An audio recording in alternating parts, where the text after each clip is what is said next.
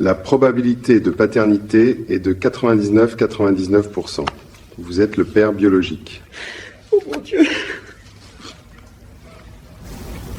Papa, Votre honneur, les résultats sont arrivés. La salle d'audience est si silencieuse qu'on entend le papier trembler. Un huissier se tient près de la porte, la posture rigide. Les doigts de la sténographe flottent au-dessus du clavier, comme si elle avait peur de faire du bruit. Même la climatisation semble faire une pause, comme si elle comprenait ce qui est sur le point d'être dit. À la table des avocats, un père français noir, vêtu d'un sweat à capuche sombre, est assis, les coudes sur les genoux, les mains verrouillées l'une dans l'autre.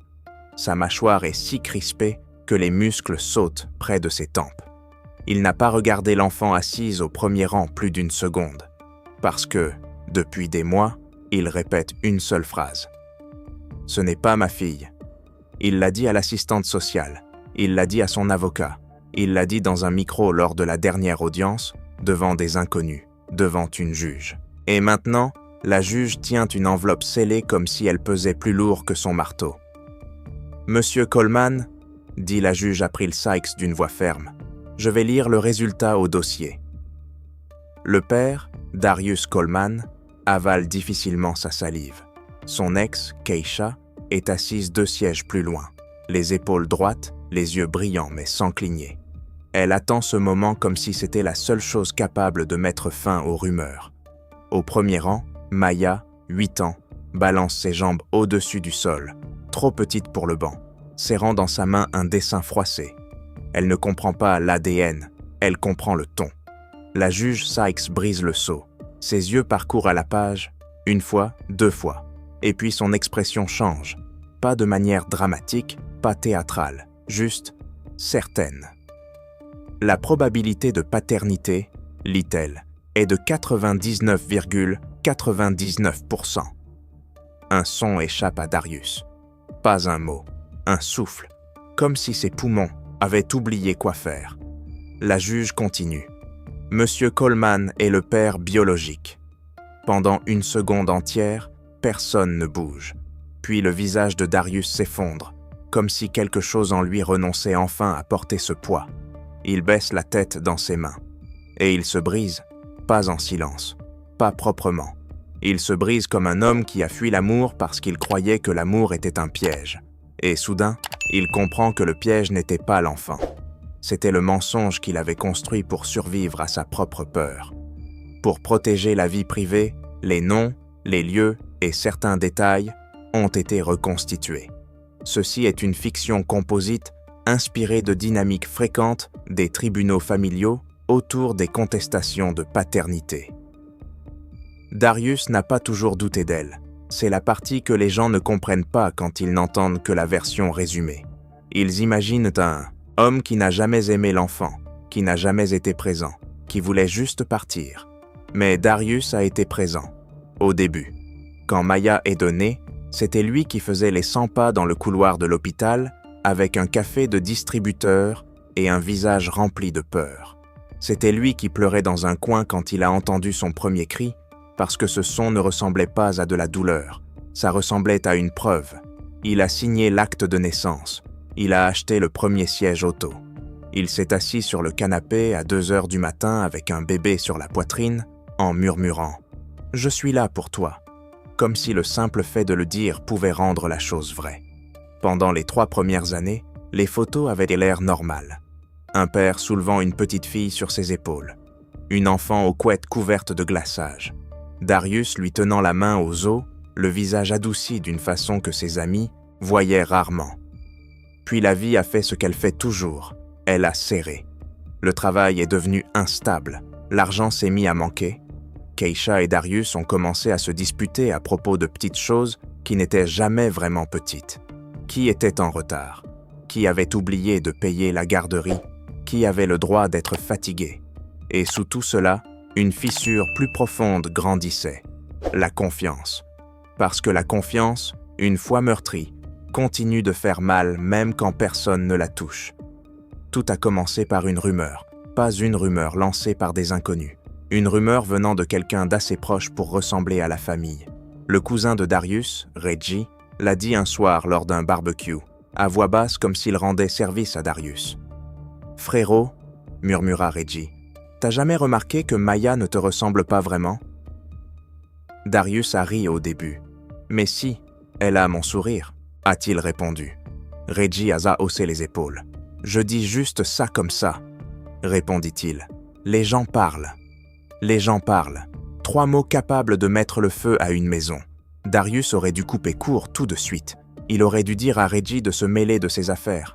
Mais Reggie a continué. « Tu sais, Keisha était assez libre, dit-il, à l'époque, avant que vous deveniez sérieux. » Darius sentit quelque chose bouger en lui.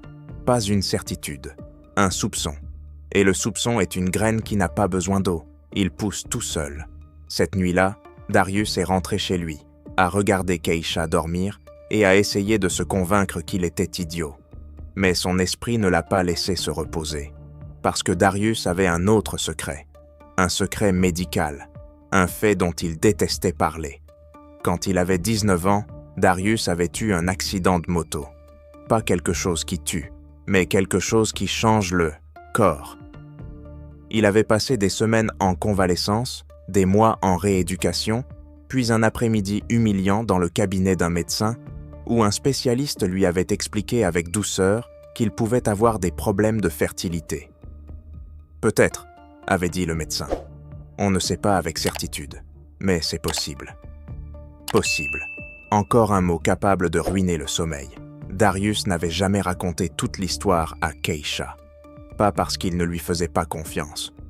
Parce qu'il ne se faisait pas confiance à lui-même. Il ne voulait pas être l'homme incapable de donner une famille à sa compagne.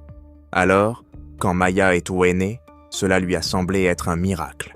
Et quand Reggie a planté cette rumeur, le miracle s'est transformé en question. Et les questions, dans une relation tendue, deviennent des armes. Darius a confronté Keisha de la pire manière possible.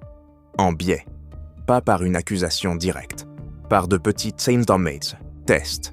Il lui a posé des questions sur de vieux amis. Il lui a posé des questions sur des dates. Il lui a posé des questions qui avaient dans l'air anodines, mais qui ne l'étaient pas. Keisha l'a remarqué. « Qu'est-ce que tu fais ?» lui a-t-elle demandé un soir, debout devant l'évier pendant que l'eau coulait. Darius a essayé de rire. « Rien, a-t-il dit. » Keisha s'est tournée vers lui, les yeux vifs. « Tu agis comme si j'avais fait quelque chose, a-t-elle dit. Darius a haussé les épaules. « Tu t'es déjà demandé si... » a-t-il commencé. Keisha a attendu. Il n'a pas réussi à le dire. Alors Keisha l'a dit à sa place. « Tu crois que Maya n'est pas de toi ?» a-t-elle lancé. Darius s'est figé. Le silence a rempli la cuisine. Maya, 3 ans, riait dans le salon devant un dessin animé, sans savoir que son monde était remis en question derrière un mur. La voix de Keisha a baissé. « Tu veux un test ADN, dis-le. » La fierté de Darius s'est levée comme un bouclier. « Je ne suis pas en train de dire ça, » a-t-il marmonné. Keisha a ri une fois, un rire sec, amer. « Mais si, justement, » dit-elle. « T'as juste trop peur de le dire à voix haute. » Cette dispute ne s'est jamais vraiment terminée. Elle est devenue un bruit de fond dans leur couple, un bourdonnement. Et finalement, ils se sont séparés. Pas seulement à cause de cela, à cause de tout. Mais ce doute était l'étincelle qui revenait sans cesse enflammer le bois sec. Quand l'affaire de garde a commencé, le tribunal a d'abord vu une histoire banale. 2 parents, un enfant, des disputes sur les horaires, des disputes sur l'argent, des disputes sur ce qui est le mieux. Darius voulait une garde partagée. Keisha voulait la garde principale avec droit de visite. Ils se disputaient sur les heures de récupération, sur les fêtes, sur l'école, et pendant un temps, malgré les tensions, Darius a continué à être là. Il venait chercher Maya le samedi. Il l'emmenait manger des burgers. Il la portait endormie de la voiture jusqu'à son appartement. Il essayait. Puis les paiements ont commencé à l'écraser. La pension alimentaire, les frais médicaux, les arriérés de garderie accumulés pendant la séparation. Darius, déjà fragilisé par un travail irrégulier, a commencé à sentir la pression comme une main autour de sa gorge. et c'est là que la rumeur de Reggie est revenue. Non plus comme un murmure, comme une explication. « Tu paies tout ça pour une gamine qui n'est peut-être même pas de toi ?» a lancé Reggie, cette fois plus fort, devant d'autres hommes. Darius a senti son visage brûler. Quelqu'un a ri. Pas méchamment, mais assez. Darius est rentré chez lui ce soir-là et a regardé son application bancaire, puis la photo de Maya sur son réfrigérateur. Ibao l'aimait. Il se détestait de penser ne serait-ce qu'à cela. Et malgré tout, la pensée est venue. Et si on me manipulait? Cette pensée ne venait pas de la logique, elle venait de la peur, de l'humiliation, d'une partie de lui qui croyait que la vie ne donne jamais quelque chose de beau sans reprendre quelque chose en retour. Alors il a fait ce que font les gens désespérés. Il a essayé de réécrire l'histoire avant que l'histoire ne le brise. Il a déposé une requête, une demande de désaveu de paternité, une demande de test ADN. Et dans cette requête, il a écrit la phrase qui allait plus tard le hanter. « L'enfant n'est pas biologiquement la mienne. Pas « j'ai des doutes ». Pas « je demande une confirmation ». Pas prudent. Une affirmation. Un marteau. Keisha l'a appris par la notification du tribunal. Elle était au travail, à l'accueil d'un cabinet dentaire, quand son téléphone a vibré. Motion déposée. Elle l'a ouverte, lue une fois, puis encore une fois, et ses mains se sont mises à trembler. Pas parce qu'elle craignait le test, parce qu'elle comprenait ce que cette accusation allait faire à Maya. Parce que les enfants entendent les choses. Ils n'ont pas besoin de phrases complètes, ils ont besoin du ton, ils ont besoin de la distance, ils ont besoin de sentir comment un père cesse de venir. Keisha a quitté le travail plus tôt et a conduit directement chez sa mère. Quand elle est entrée, sa mère a vu son visage et a compris. « Qu'est-ce qui s'est passé ?» a demandé sa mère. Keisha a levé son téléphone. « Il a dit qu'elle n'était pas de lui », a-t-elle murmuré. Le regard de sa mère s'est durci. « Alors on va le faire dire devant une juge », a-t-elle répondu. Le tribunal de la famille n'est pas comme le tribunal pénal. C'est plus silencieux, plus fluorescent. Plein de gens, fatigués portant des dossiers comme des armures. La première audience a duré 14 minutes. Darius s'est tenu au pupitre avec son avocat, Malcolm Price, ancien défenseur public devenu avocat de droit familial, qui parlait en phrases soigneusement mesurées. Keisha se tenait avec son avocate, Amina Brooks, qui avait une voix de scalpel. La juge April Sykes a écouté, puis elle a regardé Darius. « Monsieur Coleman, » dit-elle, « vous avez signé l'acte de naissance. » Darius a avalé sa salive. « Oui, » a-t-il répondu. « Vous vous êtes présenté comme le père, » poursuivit-elle. « Oui, et maintenant vous affirmez que cet enfant n'est pas de vous, » dit la juge. Darius a laissé ses yeux glisser un instant vers Maya, assise au fond avec une intervenante. Puis il a détourné le regard. « Oui », Keisha a tressailli comme si on l'avait giflé. La juge s'est adossée. « Très bien, » dit-elle. « Nous ordonnons un test, génétique. » Puis elle a ajouté, de manière appuyée. « Et jusqu'au retour des résultats, les ordonnances existantes demeurent en vigueur. Cela inclut le temps parental. » Darius a hoché la tête, le visage vide, parce qu'il n'écoutait pas vraiment la juge. Il n'entendait qu'une chose. « Bientôt, je saurai. Et si j'ai raison, je serai libre. » C'est ce qu'il se disait. Libre, comme si l'amour était une prison, comme si un enfant était une dette. Le processus de test était simple. Une clinique, un prélèvement, une technicienne en gants.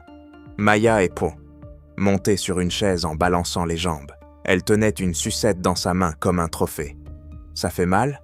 a-t-elle demandé. Darius l'a regardé. « Non », a-t-il répondu doucement. Maya a penché la tête. « Pourquoi on fait ça ?» a-t-elle demandé. La gorge de Darius s'est serrée. Keisha est intervenue rapidement. « C'est juste quelque chose que la juge veut », a-t-elle dit en forçant un sourire. Maya a hoché la tête comme si cela avait du sens, parce que les enfants acceptent ce que les adultes normalisent. Darius a regardé la technicienne frotter l'intérieur de la joue de Maya, puis la sienne. Le coton lui a semblé sec contre sa bouche. Il a signé un formulaire, et lorsque la technicienne a scellé l'enveloppe, Darius a ressenti un étrange soulagement, parce que quoi qu'il arrive ensuite, le doute s'arrêterait. Il ne comprenait pas encore que la fin du doute n'apporte pas toujours le soulagement. Parfois, elle apporte le chagrin. Pendant qu'ils attendaient, l'affaire a pris de l'ampleur, parce que l'affirmation « elle n'est pas de moi » n'est pas restée au tribunal. La mère de Darius l'a appris. Elle l'a appelé, la voix tremblante de colère. « Qu'est-ce que tu fais » a-t-elle exigé. « J'ai besoin de savoir » a répondu Darius. La voix de sa mère s'est durcie. « Tu avais besoin de savoir il y a 8 ans » a-t-elle lancé. « Tu as porté ce bébé, tu as promis, et maintenant tu l'humilies. » Darius a senti sa poitrine se resserrer. « Tu ne comprends pas » a-t-il dit. Sa mère a ri une fois. « Non » a-t-elle répondu. « C'est toi qui ne comprends pas, parce que tu laisses ta fierté te raconter que l'amour est facultatif. » Puis elle a raccroché. Darius est resté assis dans sa voiture à regarder le volant pendant longtemps. Et pourtant, il ne s'est pas rétracté, parce que se rétracter signifiait admettre qu'il pouvait avoir tort, et avoir tort ressemblait à une humiliation. Maya a commencé à remarquer la distance, pas parce que quelqu'un lui avait dit, parce que les enfants sont de petits détectives. Ils suivent les schémas, ils suivent le ton, ils remarquent la façon dont les adultes cessent de dire certains mots. Un soir, après que Darius eut manqué une visite prévue parce qu'il ne le sentait pas, Maya a posé une question à Keisha sur la banquette arrière. « Papa m'a oublié ?» a-t-elle murmuré. Les mains de Keisha se sont crispées sur le volant. « Non » a-t-elle menti doucement. « Il ne t'a pas oublié. » Maya a regardé par la fenêtre. « Alors pourquoi il ne vient pas ?» Keisha a avalé difficilement sa salive. « Des histoires d'adultes » a-t-elle dit.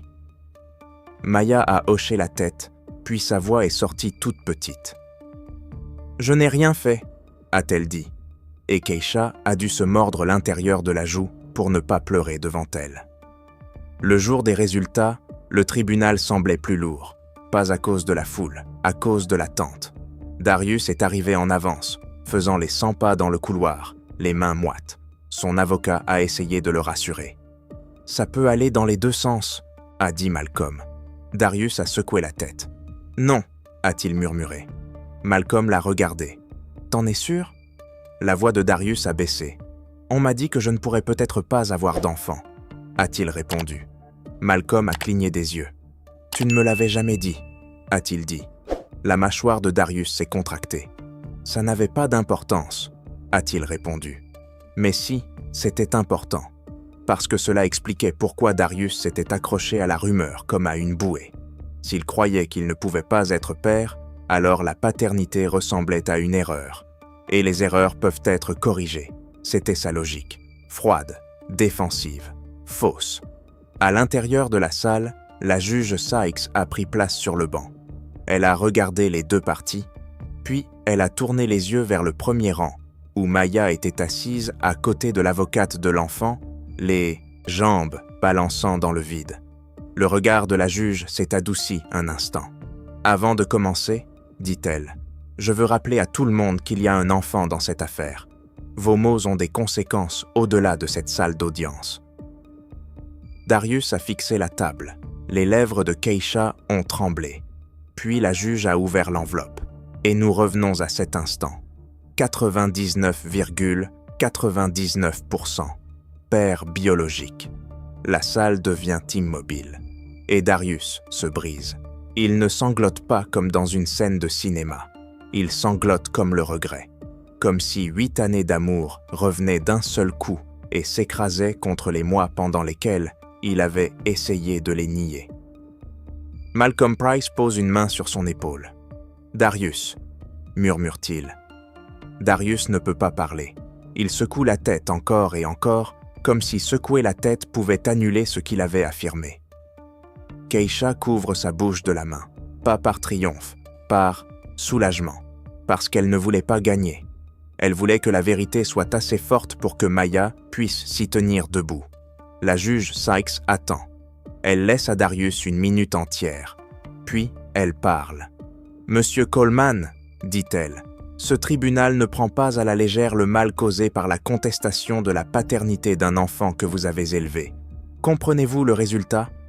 Darius essuie son visage avec le revers de sa main, les yeux rouges. « Oui, votre honneur, » dit-il d'une voix cassée.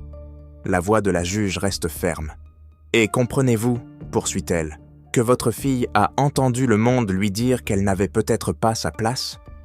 Les épaules de Darius tremblent. « Je n'ai pas... » commence-t-il. La juge l'interrompt, sans cruauté. « L'intention n'efface pas l'impact, » dit-elle. Puis elle fait quelque chose d'inattendu. Elle se tourne vers l'avocate de l'enfant. « Maître Redding, » dit-elle, « pouvez-vous faire avancer Maya ?» Maya se lève, serrant son dessin, et avance par petits pas. Darius lève les yeux et la voit. Et son visage change encore, parce qu'il réalise que le résultat ADN n'a pas stupéfié tout le monde. Il n'a stupéfié que lui. Maya s'arrête près de la barrière, les yeux grands ouverts. Elle regarde Darius comme si elle essayait de le comprendre. « Papa ?» murmure-t-elle. La gorge de Darius se serre tellement qu'il a du mal à respirer. Il se lève lentement, les mains ouvertes. La juge Sykes lève la main. « Monsieur Coleman, » dit-elle, « vous n'approcherez pas à moins qu'elle ne soit à l'aise. » Darius hoche la tête. « Je sais, » murmure-t-il. Il tombe à un genou comme si le monde venait de lui apprendre l'humilité. « Maya, » dit-il d'une voix tremblante, « je suis désolé. » Maya cligne des yeux. « Pourquoi ?» demande-t-elle, sincèrement. Les yeux de Darius se remplissent à nouveau. « Pour t'avoir donné l'impression de ne pas être à moi, » dit-il. La lèvre inférieure de Maya tremble. « Mais je le suis, » dit-elle, non pas comme une question. Darius hoche la tête. « Oui, » murmure-t-il. « Tu l'es, tu l'as toujours été. » Puis il fait la chose que personne n'attendait de l'homme qui était entré au tribunal en demandant le désaveu. Il regarde la juge. « Votre honneur, » dit-il d'une voix rauque, « je retire ma requête. Je retire tout. J'avais tort. J'avais peur. J'étais stupide. » La juge Sykes soutient son regard. « La peur pousse les adultes à faire des choses terribles, » dit-elle. « Votre travail, maintenant, c'est la réparation. » Réparation. Ce mot tombe comme une sentence. Pas une punition. Un travail. La juge rend ses ordonnances. Paternité confirmée. Pension alimentaire maintenue. Temps parental rétabli et encadré. Counseling de coparentalité. Et obligation pour Darius d'assister avec Maya à un premier rendez-vous de thérapie familiale. Pas parce que la thérapie est magique, parce que le tribunal comprend quelque chose que Darius commence à peine à apprendre. La confiance d'un enfant ne se répare pas grâce à un résultat de laboratoire. Elle se répare par la constance. Dehors, devant le tribunal, l'air paraît trop lumineux. Darius reste debout sur les marches, regardant ses mains comme si elles appartenaient à quelqu'un d'autre. Keisha s'approche lentement, en gardant ses distances. Elle ne jubile pas, elle ne sourit pas, elle a l'air épuisée. « Tu as fait ça devant elle ?» dit-elle doucement. Darius tressaille. « Je sais » murmure-t-il. La voix de Keisha tremble. « Elle m'a demandé si tu l'avais oublié » dit-elle. « Tu sais ce que ça fait de regarder ton enfant dans les yeux et de mentir pour te protéger, toi ?» Les chats crescent. Yeux de Darius se baissent. « Je ne mérite pas » commence-t-il. Keisha l'interrompt. « Il ne s'agit pas de ce que tu mérites » dit-elle. « Il s'agit de ce qu'elle mérite, elle. » Darius hoche la tête et avale difficilement sa salive. « Je vais réparer ça » dit-il. Les yeux de Keisha se plissent. « Ne promets pas » répond-elle. « Fais-le. » La première visite après l'audience est maladroite, pas de manière dramatique, de la manière dont la vraie vie est maladroite quand la confiance a été meurtrie. Darius arrive 10 minutes en avance au centre communautaire où leur première visite supervisée est prévue. Il s'assoit sur une chaise en plastique, les mains moites. Une travailleuse sociale fait entrer Maya. Maya s'arrête dans l'embrasure de la porte. Elle regarde Darius avec prudence, pas avec de la haine, avec de l'évaluation. Darius se lève lentement. « Salut » dit-il doucement. Maya ne court pas, se jeter dans ses bras comme avant. Elle s'approche et lui tend le dessin froissé. On y voit 2 silhouettes en bâton, une grande, une petite, et entre elles, un grand cœur. La poitrine de Darius se serre. « C'est moi qui l'ai dessiné », dit Maya. « Il est magnifique », murmure Darius. Maya penche la tête. « Tu es vraiment mon papa ?» demande-t-elle, comme si elle avait besoin de l'entendre avec des mots simples. Darius s'agenouille. « Oui », dit-il, « et je suis désolé d'avoir laissé croire que c'était une question. » Les yeux de Maya se remplissent d'eau. « Tu me voulais ?» demande-t-elle. Cette question est un couteau, pas parce qu'elle est cruelle, parce qu'elle est pure. La voix de Darius se brise. « Je te voulais plus que tout au monde, » dit-il. « J'ai juste laissé une peur d'adulte me faire agir comme si ce n'était pas le cas. » Maya le regarde longtemps, puis elle avance et se penche contre lui, prudemment, comme si elle vérifiait s'il allait disparaître. Darius referme ses bras autour d'elle comme s'il tenait quelque chose de sacré. Il ne serre pas trop fort, il la tient simplement. Et pour la première fois depuis que la rumeur a commencé, le monde semble silencieux. Les mois passent, pas magiquement, lentement. Darius ne devient pas parfait, il devient constant. Il vient, il paie, il écoute. Il s'excuse encore, pas seulement une fois, mais en acte. Il arrête de laisser la voix de Reggie décider à sa place. Quand Reggie plaisante sur ce drama ADN, Darius coupe court. « Ne parle pas de ma fille comme ça, » dit-il. Reggie rit. « T'es devenu mou, » le taquine-t-il.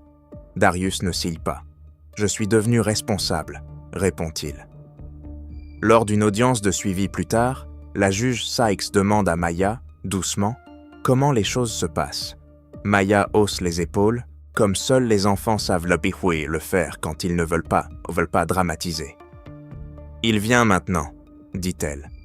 3 mots. « Il vient maintenant ». La juge regarde Darius. « Continuez à mériter cette phrase », dit-elle. Darius hoche la tête. « Je le ferai », répond-il.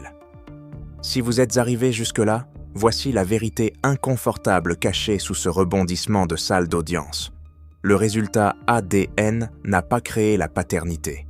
Il l'a révélée, parce que l'effondrement réel de Darius n'était pas biologique. Il venait du fait qu'il réalisait qu'il avait presque abandonné un enfant qui avait déjà construit tout son monde autour de lui.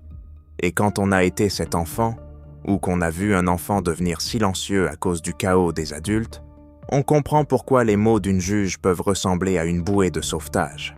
L'intention n'est pas un substitut à la responsabilité. La peur n'est pas une défense. Et l'amour sans constance n'est qu'une histoire que les gens se racontent à eux-mêmes. Alors le moment final, ce n'est pas l'enveloppe, ce n'est pas le pourcentage.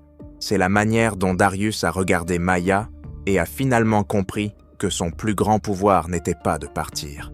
C'était de rester. Parce que la chose la plus bouleversante dans cette salle d'audience, ce n'était pas l'ADN. C'était un homme adulte, réalisant que sa fierté avait failli lui coûter la seule personne qui l'aimait sans condition. Et quand il s'est effondré, quand sa voix s'est cassée et que ses genoux ont touché le sol, ce n'était pas de la faiblesse.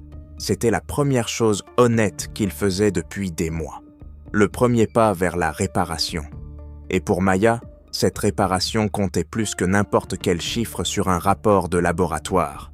Parce qu'au bout du compte, les enfants ne retiennent pas les pourcentages. Ils se souviennent de qui est venu et de qui n'est pas venu.